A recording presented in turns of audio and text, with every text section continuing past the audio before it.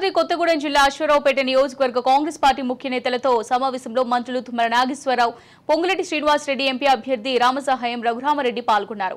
కాళేశ్వరం ధరణి లొసుగులు, ప్రశ్నపత్రాల లీకేజీల ఎన్నో అక్రమాలు బీఆర్ఎస్ హయాంలో జరిగాయని రామసహాయం అన్నారు. గత ప్రభుత్వ అరాచక పాలన నచ్చకే రాష్ట్ర ప్రజలు కరుకాల్చి వాత పెట్టారని, కేసీఆర్ కి ముఖ్యమంత్రిగా ఉన్నప్పుడు రైతు కష్టాలు కనబడలేదని, ఇప్పుడు మాత్రం రైతుల కష్టాలు కనిపిస్తున్నాయా అని రెవెన్యూ శాఖ మంత్రి పొంగులేటి శ్రీనివాసరెడ్డి ఎద్దేవా చేశారు.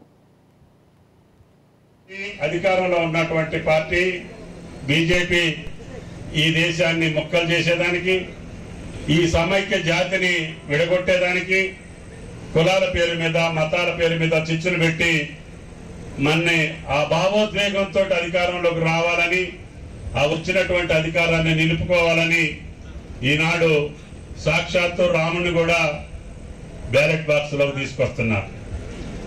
కాబట్టి దయచేసి ఆ యొక్క ప్రమాదాల నుంచి తొలగించాలని, ఈ దేశ ప్రజలందరూ సమైక్యంగా ఉండాలనేదే రాహుల్ గాంధీ గారి కోరిక. తప్పకుండా ఈ దేశ ప్రజలు అన్ని మతాలు, అన్ని కులాలు, అన్ని వర్గాలు సమైక్యంగా ఉంచేటటువంటి బాధ్యతని కాంగ్రెస్ పార్టీ తీసుకుంది. దానికి మన అందరం ఆయన్ని సమర్థించాలా.